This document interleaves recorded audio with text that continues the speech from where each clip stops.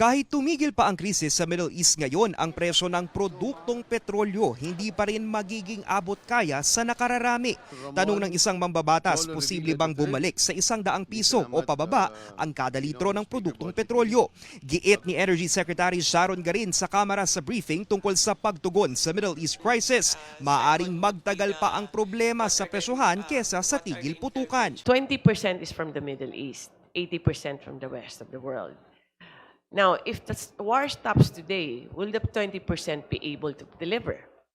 I think it will take some months because most of the infrastructure, especially LNG, has been destroyed. Pati yung supply, 80% na lang we can rely on for now. And that is still expensive. If it ever goes back to ₱100 or below, it will take some time. Ayon din sa International Air Transport Association, inaasahang mananatiling mahal ang jet fuel, dulot din ang pagkaantala sa mga refinery. Samantala, hindi rin isinasantabi ng Energy Department ang posibilidad na umabot sa ₱200 kada litro ang presyo ng petrolyo. Honestly, I don't know, and I don't think anybody knows yet because, like mentioned earlier, there was a pronouncement of a ceasefire, but there are threats going back and forth. Whenever there's a oil infrastructure destroyed in whatever country, the price spikes.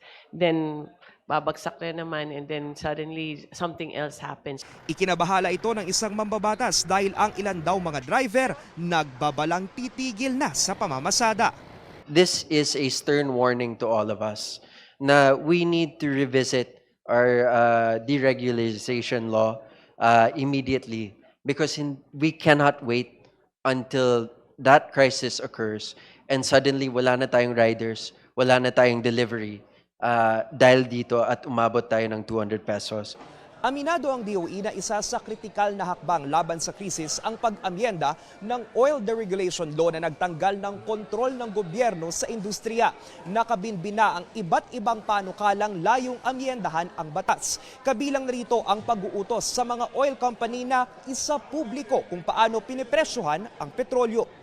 Hindi po ba ngayon ay pwedeng tungtungan na ito ng DOE para ibahagi sa publiko yung mga banggit natin na breakdown ng so-called industry take, which ranges from 21% for diesel up to 29% for gasoline. Ani Garin, pinasusumitan na nila sa mga kumpanya ng langis ang pagpresyo sa mga petrolyo sa bisa ng executive order ni Pangulong Bongbong Marcos. Pagdating naman sa subsidiyang ibinibigay sa mga nasa pool ng krisis, sinabi ni Budget Secretary Rolando Toledo na may ₱238 billion na nakalaan para rito mula sa 2026 budget at pondo mula sa mga nakaraang taon. Para sa mga impormasyong napapanahon at on-demand, Lance Mexico, Newswatch Plus.